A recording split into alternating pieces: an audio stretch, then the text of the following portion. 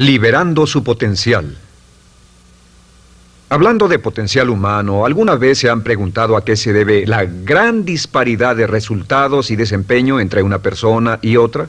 Una persona que percibe $250,000 anuales no es 10 veces más astuta ni mejor que una persona que percibe $25,000 anuales. ¿Por qué la diferencia de 10 veces sus ingresos? Y si tomamos a una persona que percibe $2,5 millones al año, ¿será esa persona 100 veces mejor, más astuta que la persona que gana $250,000? Imposible. En un estudio reciente de coeficiente intelectual probaron a 1,000 personas de una cierta población y llegaron a la conclusión de que la mejor persona entre los 1,000 solo era 2,5 veces más astuta que la persona de menor coeficiente intelectual. Solo 2,5 veces la disparidad, y tal vez eso sea con toda la población. ¿A qué supone que se debe la diferencia? Al hablar de potencial humano, llegamos a una fórmula que deduje hace algunos años. Tal vez eso lo explique un poco. La fórmula comienza con lo que llamamos AI. O sea, atributos innatos, las cualidades, la inteligencia, la habilidad, el temperamento, cosas con las que se nace que no pueden cambiarse mucho. Además de los atributos adquiridos. Estos atributos son muy importantes, son su educación, su capacitación, sus capacidades, su experiencia, conocimiento, sabiduría, etc., multiplicado por A, que su actitud es igual al potencial humano individual o al desempeño humano individual o resultados individuales humanos.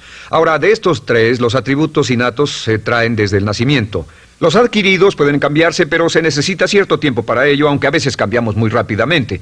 Cierta información valiosa puede cambiar dramáticamente su eficacia, pero las actitudes pueden aumentarse o disminuirse dramáticamente en segundos. Cada vez que mejoramos nuestra actitud, multiplicamos todas nuestras capacidades. Una actitud ha sido llamada acertadamente el lenguaje más importante del ser humano, la palabra más importante del idioma en el humano. Todo lo que hacemos en la vida, según un estudio en Harvard entre estudiantes ejecutivos, será en un 85% de actitudes. Un 85% de su éxito estará determinado por su actitud. Eso significa que está determinado por cuán positivo o cuánta actitud mental positiva se tenga. Las personas con actitudes mentales positivas tienden a avanzar más rápidamente, se mueven hacia la cima en organizaciones valiosas, ganan más dinero, sacan más satisfacción de la vida. Una actitud mental positiva no significa que baile por las calles y arroje flores. Solo significa que tome una actitud constructiva en general o se aproxime hacia su trabajo, su vida, sus problemas, relaciones, etc. Según el informe Cox de las empresas americanas, según la revista Success, un 85% o más de todo lo que se logra se debe a la actitud. Y la pregunta es, ¿de dónde vienen las actitudes? Las actitudes vienen de las expectativas. Muy simple, ya hablamos de eso. Y una forma muy poderosa de mejorar su actitud instantáneamente es decir, aunque no lo crea, pienso que algo maravilloso va a ocurrirme hoy. Como dijimos antes, nuestras expectativas sobre los desenlaces determinan nuestra actitud. Si espera que las cosas salgan bien, tendrá una actitud positiva. Si espera que salgan mal, tendrá una actitud negativa. Y lo maravilloso es que podemos fabricar nuestras expectativas. Podemos esperar lo que deseamos. Podemos esperar cosas buenas, cosas malas, y no nos decepcionaremos. ¿De dónde surgen nuestras expectativas? Nuestras expectativas surgen de nuestras creencias y de nuestros valores. Son el centro de los factores motivacionales de nuestra personalidad, nuestras creencias, y esto nos conduce a un entendimiento del potencial humano. Significa básicamente que nuestra actitud es una expresión externa de lo que está ocurriendo internamente, y esto es consistente con las leyes mentales. Con respecto a las creencias, cada uno de nosotros tiene muchas creencias en el fondo que los psicólogos llaman los conceptos propios. El concepto propio, o su descubrimiento, es considerado por muchos como el logro único y más importante para comprender el desempeño humano en el siglo XX. Yo estoy de acuerdo. El concepto propio es como, si queremos usar una analogía militar, el centro de mando. O si queremos usar una analogía técnica, es el programa central de su computadora básica. Es un grupo de creencias, valores, actitudes, sentimientos, ideas, etcétera, almacenadas en el fondo de nosotros y son el resultado de casi todas las experiencias que hemos tenido en la vida. Y algunos investigadores dicen que el concepto propio comienza a formarse aún antes del nacimiento, pero el concepto propio, una vez colocado, Precede, predice y determina sus niveles de eficacia y desempeño en todas las áreas de nuestra vida. El concepto propio se convierte en el centro de mando o el programa maestro. El concepto propio de este grupo de creencias determina lo que dirá, lo que hará, cómo actuará, cómo se siente y reacciona, etc. ¿Qué significa esto? Significa que todas las mejoras en su vida externa, todos los cambios en su realidad comienzan con un cambio en su concepto propio. Les voy a explicar lo que significa. Esta es una gráfica muy simple. Hablamos de potencial humano y decimos que la persona promedio usa un 10% o menos de su potencial. Según investigaciones, tal vez es mucho menos. El Instituto Stanford Brain en Santa Clara, California, estima que tal vez se aproxime a un 2%. Seremos generosos y diremos que la persona promedio usa un 10%. Significa que en los mejores casos, la mayoría, como usted o yo, no usamos un 90% de nuestro potencial. Uno de los mejores filósofos, Oliver Wendell Holmes, dice que la tragedia de la persona promedio es que llegan a la tumba con su música aún por dentro. Aún están funcionando con mucho menos de su potencial total. Y esto es el potencial humano. Sabemos que existe una relación directa entre el potencial humano y el concepto propio. Pero como nuestros conceptos propios o nuestras estimaciones de nosotros mismos generalmente son mucho menores de lo que debieran ser, nuestro nivel de desempeño y eficacia también es menor. Sabemos que nuestro concepto propio es altamente subjetivo. ¿Qué significa esto? Significa que el concepto propio, lo que pensamos que es cierto sobre nosotros mismos, no está basado en la realidad, está basado en información que hemos tomado y aceptado como cierto, hasta el grado en que creemos lo que sea de nosotros mismos y se vuelve cierto para nosotros porque actuamos de una forma consistente con ello. Algunas personas que leen sus horóscopos y creen en horóscopos predicen su futuro. Hay algunas personas que toman la crítica y las opiniones de otros a quienes ni siquiera respetan y hacen suyas esas ideas, dando un resultado muy negativo. Lo que piense, lo que acepte como cierto, se vuelve cierto para usted. También sabemos que como adultos tenemos una variedad de conceptos propios. Tenemos un concepto propio de cómo vestirnos, cuánto pesamos, lo que comemos, lo bien que podemos hablar en público, qué tipo de padres somos, qué tipo de hijos somos con nuestros padres, qué tipo de esposo o esposa somos, qué tipo de amante, de conductor. Lo interesante de manejar es que todos los hombres tienen un concepto muy positivo con respecto a esto. Las mujeres no entienden esto, pero los hombres nacen con un genio inherente para manejar. Todos los hombres son choferes excelentes. Si no lo creen, todo lo que tienen que hacer las mujeres que están viendo esto es pensar en la última vez que trataron de corregir la forma de conducir de un hombre y recordarán que no obtuvieron buenas respuestas. ¿Cómo respondemos ante alguien que desafía nuestro concepto propio, sugiriendo que no somos las personas que pensamos ser? Estamos a la defensiva, nos enfadamos, nos irritamos, es difícil que nos traten. Tenemos un concepto propio de lo creativos que somos, lo inteligentes, lo rápido que leemos, lo bueno que somos en los deportes, y si practicamos una gran variedad de ellos, tenemos un concepto propio para cada uno de ellos. Tenemos un concepto propio de lo bien que cocinamos, de lo bien que educamos a nuestros hijos, de lo bien que limpiamos nuestra casa, los autos que manejamos, etc. Y también de lo que valemos por lo que ganamos. Es muy interesante saber que nunca ganamos más del 10% de nuestro concepto propio en ingresos. Nuestro concepto propio determina nuestro nivel de ingresos. Este nivel de concepto propio se llama zona de confort. Y aunque querramos más dinero, veremos que la tendencia humana natural de todas las actitudes es luchar por lograr entrar a la zona de confort y luego quedarnos ahí. Si ganamos un 10% por encima de nuestro concepto propio de ingresos, tendremos una necesidad imperante de deshacernos de ese dinero. Lo donaremos, lo gastaremos en forma extravagante y hasta lo perderemos si recibimos demasiado. Las personas que ganan la lotería siempre están quebradas a los 2 o 3 años. Queman el dinero porque ese dinero está más allá de su concepto propio. Si gana 10% o menos de su nivel de concepto propio, se descubrirá luchando, trabajará más duro, más tiempo, pensará en forma más creativa, buscará diferentes formas para aumentar sus ingresos o sus segundos ingresos. La única forma de mejorar cualquier parte de su vida, incluyendo sus ingresos, es aumentando el nivel del concepto propio de sus ingresos, comenzando a pensar en usted como si estuviera ganando más dinero. Si quiere bajar de peso, la única forma en que podrá lograrlo es pensando en que está delgado. Piense en usted mismo como una persona más delgada. Si quiere volverse una persona más popular, más amorosa, más feliz o más sana, comience a pensar una y otra vez en esas cosas hasta que se vuelvan parte de su nuevo concepto propio. Hablaremos de eso más adelante. Es una parte esencial de la programación de su mente hacia el éxito.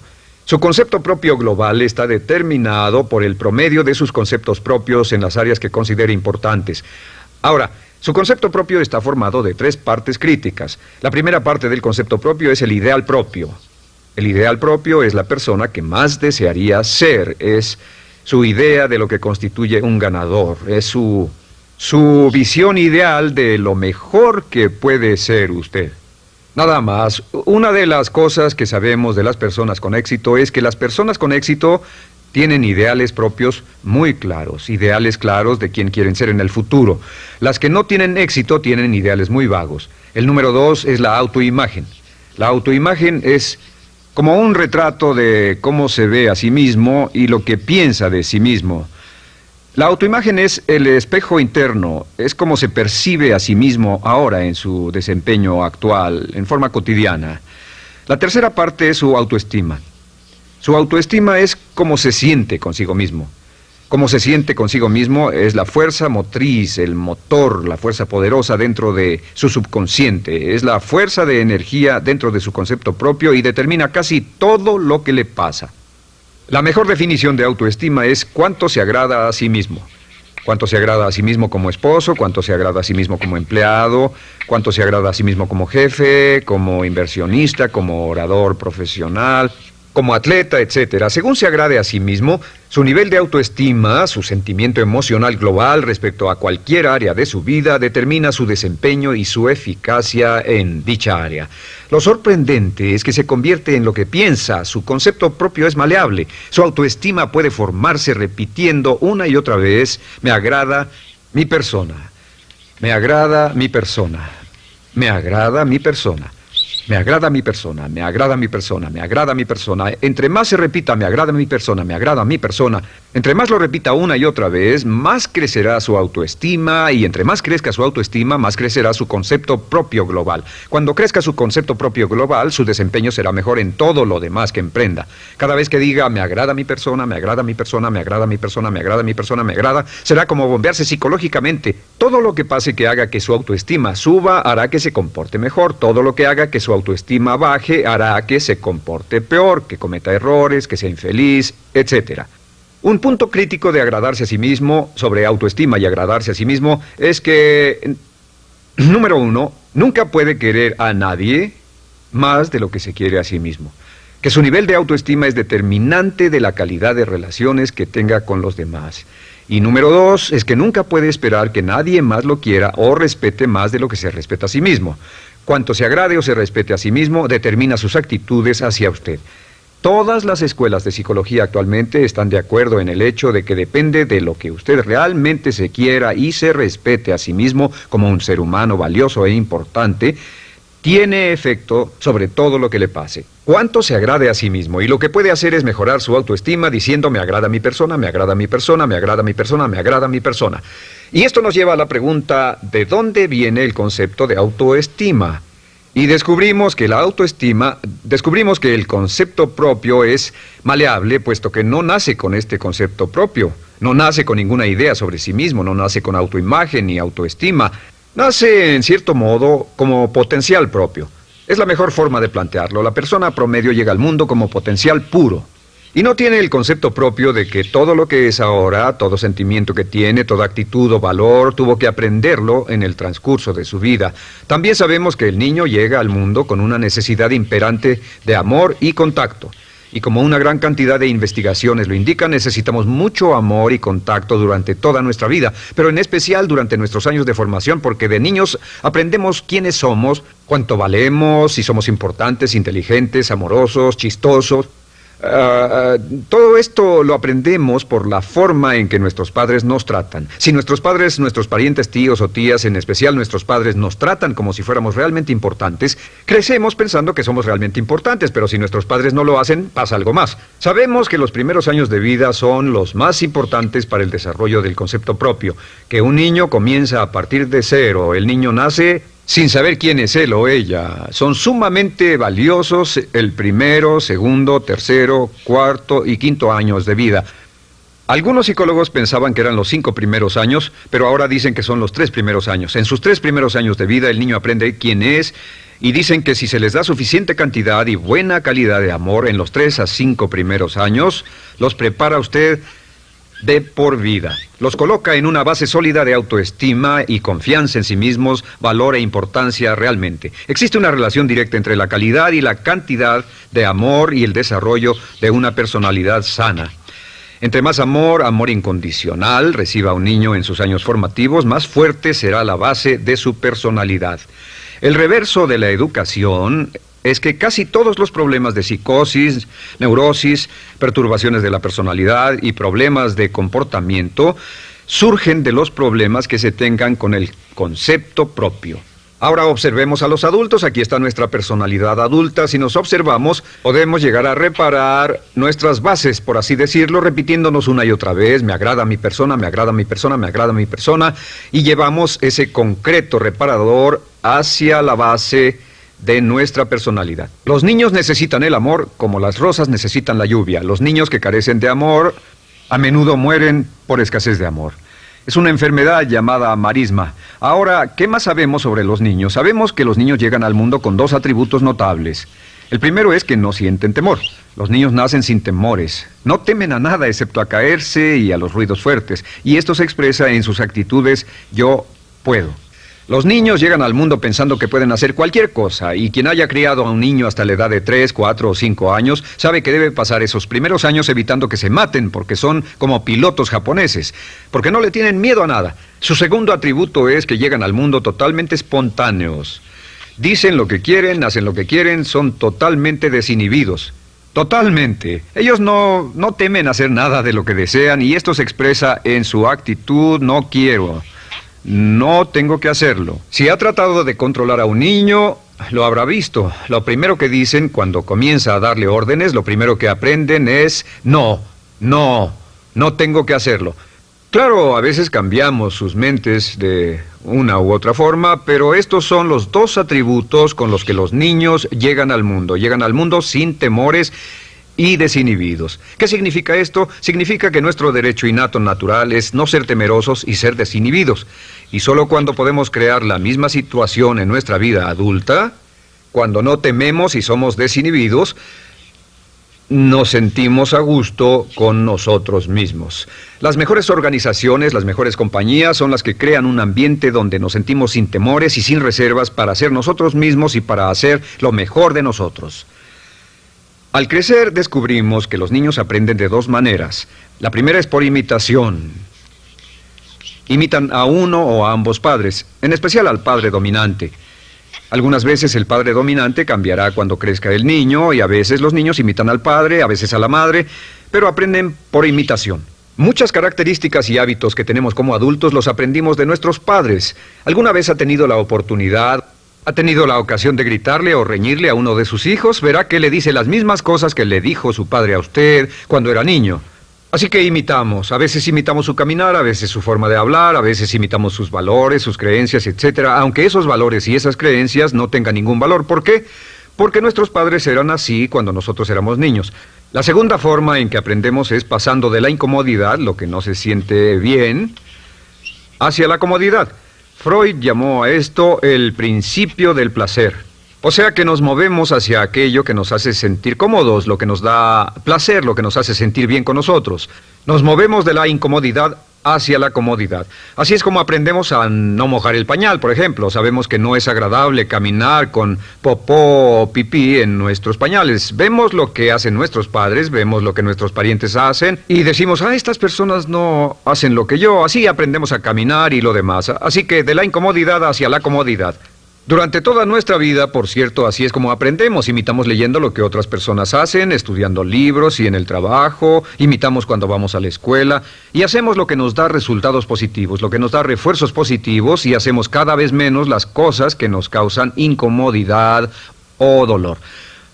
Ahora, muy temprano en la vida, como equivocación o como resultado de una equivocación que los padres cometen en la crianza, los niños comienzan a aprender hábitos y patrones negativos.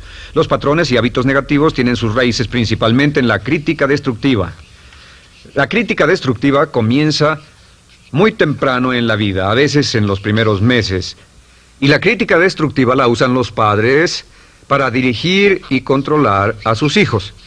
Desafortunadamente, tiene un efecto muy peligroso y dañino sobre nosotros, ya que la crítica destructiva tiende a minar la integridad de la personalidad del niño. Muchos de nosotros, incluyéndome a mí y a muchos de ustedes, nos hemos visto minados y heridos por la crítica destructiva más que todas las guerras en la historia. Ahora, como resultado de la crítica destructiva, comenzamos a desarrollar hábitos y patrones negativos. Los patrones de hábitos negativos son respuestas condicionadas hacia los estímulos. Los patrones de hábitos negativos se desarrollan en los inicios de la vida. Se desarrollan como resultado de una repetición del temor y el dolor una y otra vez. Se desarrollan como resultado de la crítica destructiva, el castigo físico, etc. En los inicios de la vida comenzamos a desarrollar dos manifestaciones que nos persiguen durante toda nuestra vida y más que ninguna otra cosa inhiben nuestro potencial. La primera es la llamada patrón de hábito negativo inhibido. El patrón de hábito negativo inhibido se aprende cuando al niño le dicen una y otra vez no. Aléjate de ahí, no toques eso, y se le castiga. Cuando el niño intenta algo nuevo, o se involucra con algo, o huele algo, o derrama algo, o rompe algo accidentalmente, el padre estalla y se enfada mucho. Como ven, el niño está impulsado por la curiosidad insaciable de explorar su mundo. Y lo que pasa es que cuando lo explora o se interesa y echa a perder algo, si el padre reacciona golpeando al niño, el niño comienza a pensar cada vez que intento algo nuevo, cada vez que intento algo diferente, cada vez que voy más allá de mis límites, cada vez que me salgo de mi zona de comodidad, cada vez que no juego sanamente, me golpean, me castigan, me lastiman, me envían a mi alcoba y me siento mal. Y muy pronto el niño desarrolla el sentimiento de no puedo, no puedo. No puedo. Cada vez que trato algo diferente, me castigan. No puedo, no puedo, no puedo. Es como la respuesta de Pavlov. Pavlov sonaba la campana y le daba de comer a un perro, y el perro salivaba, y Pavlov alimentaba al perro. Mientras sonaba la campana, el perro salivaba y siguió haciendo eso, y después Pavlov solo sonaba la campana y el perro salivaba. Lo que pasa en la vida adulta es que esto crea lo que llamamos temor al fracaso. El temor al fracaso es una respuesta condicionada a un proceso de crítica destructiva que ocurre en los primeros 5 o 6 años de la vida. El temor al fracaso automáticamente nos activa, nos sentimos ansiosos, tensos, intranquilos, sentimos presiones y estrés en nuestro plexo solar, sentimos ganas de retirarnos del evento y el temor al fracaso es la razón principal por los fracasos en la vida adulta. Es la razón principal por la que evitamos cumplir plenamente nuestro potencial. De hecho, todos los patrones de hábitos negativos se experimentan en el cuerpo físico. Puedes saber cuál es un patrón de hábito negativo porque se siente en el cuerpo físico, precisamente. El patrón de hábito negativo inhibido, el temor al fracaso, el no puedo, ocurre primero que todo en el plexo solar. ¿Ha tenido la ocasión donde debe hablar frente a un grupo, debe ir a una revisión de su desempeño o debe hacer una llamada determinante? Primero su plexo solar se aprieta. Si el temor continúa, su respiración se acelera. Su corazón comienza a latir apresuradamente, su frecuencia respiratoria aumenta y le duele la cabeza como migraña en la parte frontal, su garganta se le cierra y no puede hablar y se le seca la boca por completo. Y como se pone tan tenso y asustado, va corriendo al baño. Estas son todas las manifestaciones. No hay peligro físico, pero sí peligro psicológico, una respuesta condicionada. Cuando sentimos estas cosas, la tendencia es retirarse de la situación que las ocasiona y es la razón por la que no logramos mucho si retrocedemos. Es muy importante. El segundo patrón de hábitos negativos es el compulsivo. El patrón de hábito negativo compulsivo se aprende cuando a los niños se les dice una y otra vez, más vale que lo hagas. Si no lo haces, tendrás problemas o me las pagarás. A los niños se les convierte en recipientes del amor condicionado. Los padres no intentan hacer esto, pero lo que hacen es sugerirle al niño, no te amo. Por lo tanto, no estás a salvo, a menos y hasta que hagas lo que yo quiero. El niño crece sintiendo, tengo que hacer lo que quiera mi mamá. Debo complacerla, debo complacer a papá, debo complacer a los demás, debo complacer a mis parientes y a veces debo complacer a mis semejantes, debo complacer a mis maestros, debo complacer a todo el mundo y crecen con esto, debo. No puedo hacer lo que quiero hacer, debo hacer lo que complace a las demás personas. Este patrón de hábito negativo muy temprano en la vida se traduce en el temor al rechazo. El temor al rechazo lo experimentan los hombres como adultos como un comportamiento tipo A. Hablaremos del comportamiento tipo A posteriormente. El comportamiento tipo A es una necesidad compulsiva o excesivamente compulsiva de complacer de algún modo a alguien sin normas de comportamiento, prácticamente sin pensarlo. El temor al rechazo nos impulsa, nos hace muy sensibles a las necesidades de los demás. Hacemos cosas que otras personas quieren, no hacemos lo que nosotros queremos. Siempre estamos tratando de complacer a los demás. Tenemos preocupaciones o nos importan las opiniones, sentimientos y actitudes de otros hasta el punto donde ocultamos nuestras necesidades. El temor al rechazo se siente en la columna del cuerpo. Se divide el cuerpo a la mitad y se siente hacia abajo en la mitad posterior del cuerpo. El primer lugar donde comienza a sentirse el temor al rechazo es generalmente en los hombros y el cuello. Nos sentimos entumidos, duros, tensos. Cuando tenemos mucho que hacer sentiremos un estrés tremendo en la columna. Los músculos se estiran en la parte posterior. A veces se manifestará como flebitis y venas varicosas y a menudo nos darán dolores de cabeza en la parte posterior de esta porque las arterias carótidas que llevan la sangre hasta la cabeza, los músculos a su alrededor se contraen y la cantidad de sangre que fluye hacia la cabeza fluye más lentamente y se siente un terrible dolor de cabeza en la parte posterior. Estos dos temores, los patrones de hábitos negativos compulsivos, el compulsivo y el inhibitorio, son resultado de la crítica destructiva, el gran destructor de la personalidad que nos persigue durante toda la vida. Y lo maravilloso de todo esto es que como son patrones de hábitos aprendidos, podemos olvidarlos. Podemos acabar con el temor al fracaso que nos detiene. Podemos acabar con el temor al rechazo que hace que hagamos cosas que complacen a los demás en vez de complacernos a nosotros, trabajando con nuestra propia autoestima. Porque existe una relación inversa entre la autoestima y el patrón de hábitos negativos. Porque entre más se agrade a sí mismo, menos teme al fracaso. Entre más se agrade a sí mismo, menos teme al rechazo. Entre más se agrade a sí mismo, menos temerá a cualquier cosa. Y si sigue repitiendo, me agrada mi persona, me agrada mi persona, me agrada mi persona una y otra vez, si sigue diciendo esto, con el tiempo su autoestima sube más y más y más y más y sus temores desde luego bajan. Cuando su autoestima sube, sus temores van en dirección opuesta. Ahora, ¿cómo enfrentar la crítica destructiva si debe criticar a otras personas? Pues eso es muy simple. Muchos padres nos han preguntado eso. ¿Cómo se controla a los niños? Una de las claves para controlar a los niños es dirigirlos para que hagan algo constructivo en lugar de hacer algo destructivo. Otra cosa que debe recordarse es que lo que quiere hacer es que quiere dar una crítica informativa, crítica constructiva, lo que significa que se les dice a los niños lo que pueden hacer o a los adultos lo que pueden hacer mejor.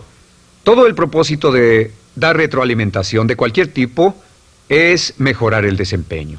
Si es padre o si es jefe o si es una persona en una relación, si una persona está haciendo algo malo o inadecuado, todo el propósito de darles cualquier tipo de retroalimentación es para que puedan hacerlo mejor. Sin embargo, existe una relación directa entre la autoestima y la crítica destructiva. Cada vez que se critica a una persona, su autoestima baja.